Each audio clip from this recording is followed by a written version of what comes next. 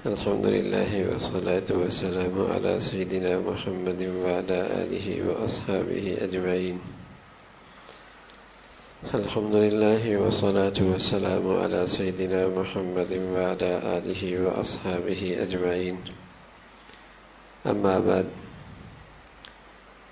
عن ابن عبد الله بن مسعود رضي الله تعالى عنه قال: قال رسول الله صلى الله عليه وسلم: تابعوا بين الحج والعمرة فإنهما ينفيان الفقر والذنوب كما ينفي الكير خبث الحديد والذهب والفضة، وليس للحجة المبرورة ثواب إلا الجنة. پیارے رسول صلی اللہ علیہ وسلم کی پیاری نصیحتیں وصیتوں کا یہ سلسلہ ہے. اللہ کے نبی فرمانے لگے، حج اور عمرہ پہ در پہ کرتے رہو. تابعوا بین الحج والعمرہ، حج اور عمرہ پہ در پہ کرتے رہو، اس لیے کہ دونوں فقر کو ختم کرتے ہیں، گناہوں کو مٹاتے ہیں، اور ایسے جیسے لوہے کو بھٹی میں ڈالا جائے، سونا اور چاندی کو بھٹی میں ڈالا جائے تو چمکتا ہوا کھرا ہو کے باہر نکلتا ہے، ایسا ہی حج اور عمرے کی پے در پے کی برکت سے اللہ اسے گناہوں سے صاف کر دیتا. جیسے سونا بھٹی میں ڈالا، سارا گند زائل ہو گیا، زنگ ختم ہو گیا، کھوٹ ختم ہو گیا، چمکتا ہوا آیا. تو اللہ کے نبی صلی اللہ علیہ وسلم فرما رہا: تابعوا بین الحج والعمرہ. اس میں تو میرے عزیزوں کوئی شک نہیں ہے کہ جو اللہ کے نبی کا وقت زمانہ گزرتا چلا گیا ہے، عبادات میں رسمیت آتی چلی گئی ہے، رسم بن گئی ہے. نماز، روزہ، حج، عمرہ، اس میں رسمیت آ گئی. عبادت کا رنگ کم رہ گیا، رسم کا رنگ بڑھ گیا، اس لیے اس کے اثرات زندگی میں ظاہر نہیں ہوتے. جو اللہ کے نبی کا زمانہ دور ہوا، منظور احمد نعمانی رحمۃ اللہ علیہ فرمایا کرتے تھے کہ انبیاء کا زمانہ جیسے جیسے دور ہوتا چلا جاتا ہے تو قوموں میں جو سب سے پہلے کمزوری آتی ہے وہ یہی کہ ان کی عبادت میں رسمیت آ جاتی ہے، عبادت میں رسمیت آ جایا کرتی ہے. جیسا روزہ ہے، اللہ کے نبی فرمانے لگے: من صام رمضان ایمانا و احتسابا غفر له ما تقدم من ذنبه. جس نے روزہ رکھا ایمان اور احتساب کے ساتھ، ثواب ملے گا، اللہ راضی ہو، اس نیت سے رکھا، عزم کے ساتھ، عبادت کی شکل میں. اللہ کے نبی فرمایا اس کے سارے گناہ معاف ہو جاتے ہیں. ہم کیا دیکھتے ہیں، رمضان کے 3 دن میں مسجد میں رش زیادہ ہوتا ہے، اس کے بعد رش ختم ہوتا ہے. پہلے ہفتے میں رش زیادہ ہوتا ہے، درمیان کے اندر مسجدوں میں رش کم ہو جاتا ہے. یہ کیسا ایمان بڑا، اور یہ کیسے روزے نے اس میں تاثیر دکھائی. ہونا تو یہ چاہتا کہ پہلے روزے کے بعد دوسرے کے روزے کے اندر اس کی زندگی اور اچھی ہو جاتی، تیسرے میں اور اچھی ہو جاتی، چوتھے میں اور اچھی ہو جاتی، پانچویں میں اور اچھی ہو جاتی. ہفتہ گزرتا، اگلے ہفتے میں اور خوبصورت ہو جاتی، 2 ہفتے گزرتے، تیسرے ہفتے میں اور خوبصورت ہو جاتی، تیسرے کے بعد چوتھے ہفتے میں اس کے دینی زندگی میں اور حسن آ جاتا. ہونا تو یہ چاہیے تھا کہ عید آنا شروع ہوئی، سبحان اللہ، اب یہ رمضان سے پہلے والا رمضان کے بعد کے مسلمانوں میں زمین و آسمان کا فرق ہو کہ پورا رمضان گزار کے آیا ہے. اب یہ وہ مسلمان نہیں ہے جو رمضان سے پہلے تھا، اب یہ رمضان گزار کے آنے والا مسلمان ہے. عید کے دن فجر میں نمازیں مسجدیں بھری ہوئی ہوں، عید کے دن ظہر کے اندر مسجدیں بھری ہوئی ہوں، عصر میں، مغرب میں بھری ہوئی ہوں، پورا رمضان اس نے پا لیا. ہونا تو یہی چاہیے تھا، ہونا تو یہی چاہیے تھا. لیکن میرے عزیزو، جب عبادت میں رسمیت آ گئی تو 3 دن شوق میں کیا، چوتھے دن غائب ہو گیا. 2 دن تراویح شوق سے پڑھی، تیسرے دن غائب ہو گیا. 1 ہفتے کے بعد مسجدوں کے اندر مسجدوں کا رش ختم ہو گیا. عید آئی، فجر خالی ہو گئی، ظہر میں مسجدیں خالی ہو گئی، مغرب عشاء میں مسجدیں خالی ہو گئی. یہ کیسا رمضان پایا اس نے، کیسا رمضان پایا.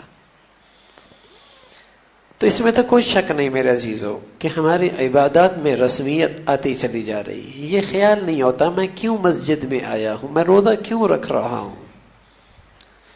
اللہ کا دھیان, اللہ کی عبادت سمجھ کے کرنے کا مزاج کم ہو گیا. سب روک رہے ہیں, میں بھی رکھ رہا ہوں. چلو مسجد میں لوگ, میری بھی طبیعت چل رہی, چل پڑا. اور ایک یہ کہ اللہ کا حکم ہے, پھر وضو کر کے نکلتا ہے, ہر قدم پہ ایک گناہ معاف ہوتا ہے, ایک نیکی ملتی ہے, ایک درجہ بلند ہوتا ہے. کتنے قدم اس نے مسجد تک اٹھائے, کیا کچھ کما کے لے کے جائے گا یہ. تو کیا خیال ہے نماز کے بعد کی زندگی اس کی وہی ہوگی جو نماز سے پہلے تھی؟ نہیں ہو سکتا بھائی, فرق آ جائے گا. نماز سے پہلے اس کی زندگی کچھ اور تھی, نماز کے بعد زندگی میں فرق آ گیا, اس کا ایمان بڑھ گیا, اتنی بڑی عبادت کر کے جا رہا ہے. لیکن جب وہ عبادت میں, نماز میں عبادت کا رنگ ہو, روزے میں عبادت کا رنگ ہو, حج عمرے میں عبادت کا رنگ ہو, حج عمرے میں عبادت کرو. میرا نبی کہنے لگا جو حج کر کے آیا ایسا ہے جیسے ابھی اس کی اماں نے ابھی اسے جنا ہے. اور اتنا خوبصورت ہے جنت, یہ حج کرنے والا اتنا قیمتی ہے, 40 دن تک جس جس کے لیے دعا کرتا چلا جائے گا اللہ اس کی بھی بخشش کر دے گا. حج ہو نا, حج. تو اس میں تو کوئی شک نہیں میرے عزیزو, عبادات میں رسمیت آ گئی. لیکن اس کا دوسرا پہلو بھی ٹھیک نہیں. دوسرا, ابھی نماز ایسی پڑھنے جا رہا, چھوڑ نماز, یہ بھی ٹھیک نہیں. ابھی روزے کون سی تیری عبادت ہے, ایسی رسمن کرتا ہے, چھوڑ روزہ, یہ بھی غلط.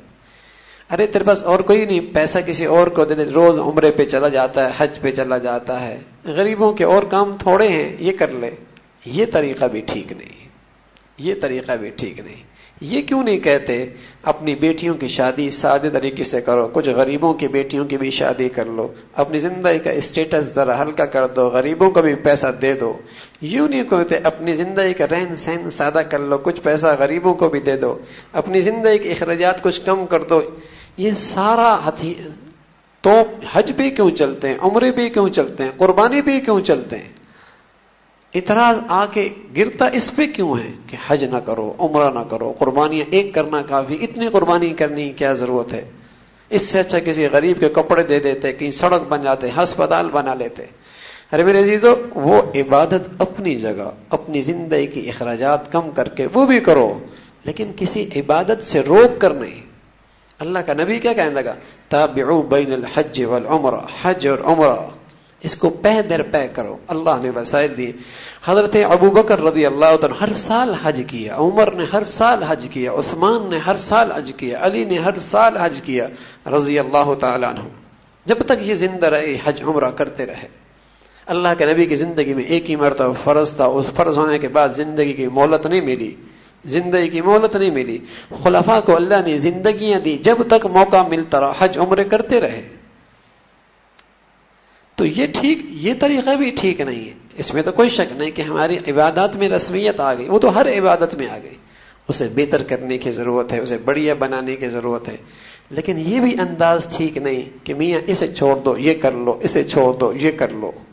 ہاں, یہ کیا کسی اور کو موقع دے دو, نہ ایسا نہیں. یہ طریقہ بھی ٹھیک نہیں. اللہ اسی بھی لے جائے, اسی بھی لے جائے. جتنی مرتبہ اس نے ابراہیم علیہ السلام کی آواز پہ لبیک کہا, اس نے جانا ہے. ہاں, اس نے جانا ہے. تو اللہ رب العزت دے وسائل, تو اور نیکیوں کے کاموں میں خرچ کرو. ہاں, لیکن جو جا رہا ہے اس کی نیکی پہ شک نہ کرو, اس کی نیت پہ شک نہ کرو, اس کی نیت پہ شک نہ کرو. اسے ہم نہیں کر سکتے تو اس کی نیت پہ کیوں شک کرتے, اس کے بارے میں کیوں بدگمانی اختیار کرتے. تو اللہ کے نبی فرمان لگے, تابعوا بین الحج والعمرہ فإنہما ینفیان الفقر والذنوب کما ینفی الکیر حبط الحدید والذہب. پھر اللہ کے نبی فرمانے لگے, ولیس للحج المبرور ثواب الا الجنہ. مبرور حج کا بدلہ سوائے جنت کے اور کچھ نہیں, سوائے جنت کے اور کچھ نہیں. تو یہاں اللہ کے نبی صلی اللہ علیہ وسلم نے فرمایا کہ اللہ ان حج عمروں کے پہ در پہ کرنے سے فقر سے بچاتا ہے. فقر دو قسم کے ہیں میرے عزیزوں. ایک فقر قابل رشک ہے, ایک فقر قابل رشک ہے, اور ایک فقر قابل عیب ہے, جس سے پناہ مانگی گئی. ایک فقر قابل رشک ہے، وہ کیا؟ زندگی کے وسائل تھوڑے ہیں لیکن مخلوق میں سے کسی کے سامنے اپنے فقر کا اظہار نہیں کرتا، یہ فقر قابل رشک ہے۔ وسائل زندگی تھوڑے ہیں، مخلوق کے سامنے کسی کے سامنے اپنے فقر کا اظہار نہیں کرتا، یہ قابل رشک ہے۔ وہ فقر قابل ملامت ہے جس میں اپنے فقر پہ صبر نہ کرے، جس میں لوگوں کے سامنے احتیاج ذکر کرے۔ اللہ کے نبی صلی اللہ علیہ وسلم بلکہ یہ فقر، زندگی کے وسائل تھوڑے ہیں لیکن اظہار کسی کے سامنے نہیں کرتا، یہ تو اللہ کے نیک بندوں کا خاص شعار رہا ہے، خاص شعار رہا ہے۔ بلکہ ایک مرتبہ انس فرمانے لگے اللہ کے رسول صلی اللہ علیہ وسلم کے پاس فقراء کا ایک قاصد آیا، فقراء کا ایک قاصد آیا۔ اللہ کے نبی نے فرمایا کہاں سے آئے؟ کہ یا رسول اللہ انی رسول الفقراء الیک، میں فقراء کا قاصد ہوں۔ اللہ کے نبی نے فرمایا مرحبا بک، تم خوش رہو، اور جن کے پاس سے آئے ہو وہ بھی سدا خوش رہے۔ اور پھر فرمایا تم ایسی قوم سے آئے ہو جس سے اللہ بڑی محبت کرتا ہے، ایسے فقیروں سے، ایسے محتاجوں سے جو اپنا فقر ظاہر نہ کرے، اللہ کے سامنے سر پیش کرے، اللہ اس سے محبت کرتا ہے۔ میرے نبی کے سامنے دونوں چیزیں پیش کی، احد کا پہاڑ چاہیں تو سونا بنا دوں، چاہے آپ فقر کی زندگی اختیار کریں، جو آپ چاہیں۔ میرے نبی نے فرمایا میں فقر رہ چاہتا ہوں، میں چاہتا ہوں ایک ٹائم ملے شکر کروں، ایک ٹائم نہ ملے صبر کروں، تاکہ میری آنے والی غریب امت اور غریب طبقہ پریشان نہ ہو کہ میری نبی نے بھی فقر کو پسند فرمایا۔ پھر اللہ کے نبی صلی اللہ علیہ وسلم فرمانے لگے فقیروں کو، غریبوں کو اپنے قریب رکھو جو نیک ہو، نیک ظاہر ہے وہی فقیر نیک بہتر ہے جو نیک بھی ہوتا ہے۔ فرمایا اسے قریب رکھو، اس لیے کہ قیامت میں لوگوں کو ڈھونڈے گا، اللہ سے کہے گا اللہ اس نے مجھے کھلایا تھا اسی بھی میرے ساتھ جنت میں بھیج دے، اس نے مجھے پلایا تھا اس کو بھی میرے ساتھ جنت میں بھیج دے، اس نے مجھے پلایا تھا اسی بھی میرے ساتھ جنت میں بھیج دے، اس نے مجھے پہنایا تھا اسی بھی میرے ساتھ جنت میں بھیج دے، اور یوں ان لوگوں کو جنت میں لے جائے گا، یوں ان لوگوں کو جنت میں لے جائے گا۔ تو یہ رسول اللہ صلی اللہ علیہ وسلم نے فرمایا کہ یہ فقر جس میں اس کا اظہار نہ کرے، جس کا اظہار نہ کرے، للفقراء الذين احصروا في سبيل الله لا يستطيعون ضربا في الارض يحسبهم الجاهل من اغنياء تعفف، ایسے فقیر ہیں لیکن اپنے فقر ظاہر نہیں ہونے دیتے، لوگ سمجھتے ہیں بڑا امیر ہے، سبحان اللہ، يحسبهم الجاهل اغنياء، لوگ انہیں امیر سمجھتے ہیں، ایسے رہتے ہیں، اس انداز کی زندگی اختیار کرتے ہیں، پتہ نہیں لگنے دیتے، ایسا ان کا فقر ہے۔ تو اللہ رب العزت نے ان کی تعریف فرمائی ہے، تعریف یحسبهم الجاہل اغنیاء، تو یہ تو بہت مبارک ہے۔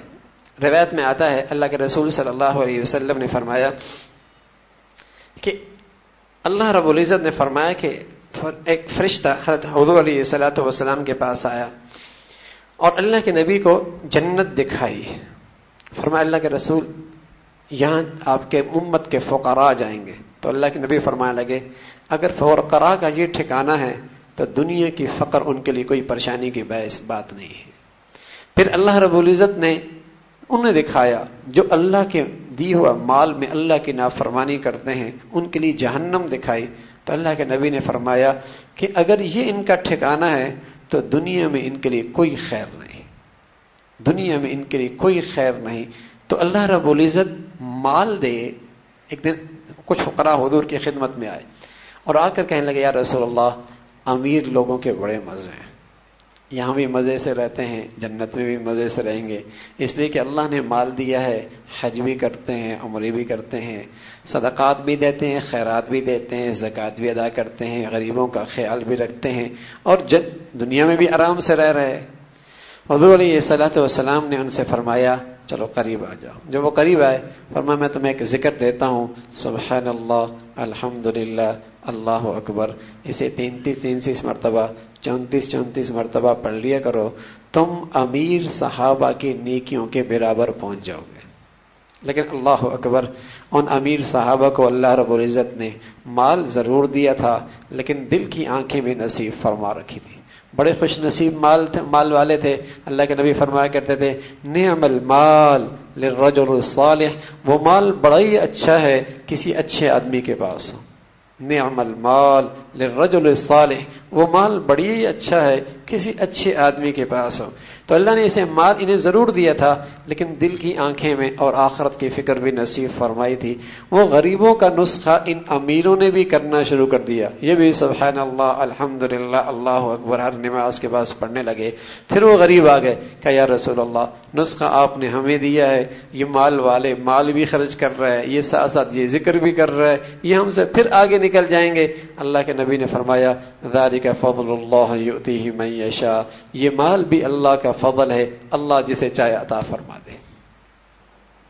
ہاں تو میرے عزیزو سچ یہ ہے اس امت کے لیے فقر بھی مسئلہ نہیں اگر اس کے ساتھ صبر ہو, اور جسے کہیں کہ صبر ہو اور اللہ کے فیصلوں پہ راضی ہو. اس امت کے لیے مال بھی مسئلہ نہیں اگر اس میں شکر گزاری اور فرما برداری ہو. دونوں کے مزے ہیں, اللہ رب العزت دونوں کو اپنے اپنے شان سے نوازے گا. اس لیے مومن کی شان یہ ہے شکر کرتا رہے, صبر کرتا رہے, اللہ کے فیصلوں پہ راضی رہے. اس کی دونوں صورتوں میں منزل بڑی شاندار ہے.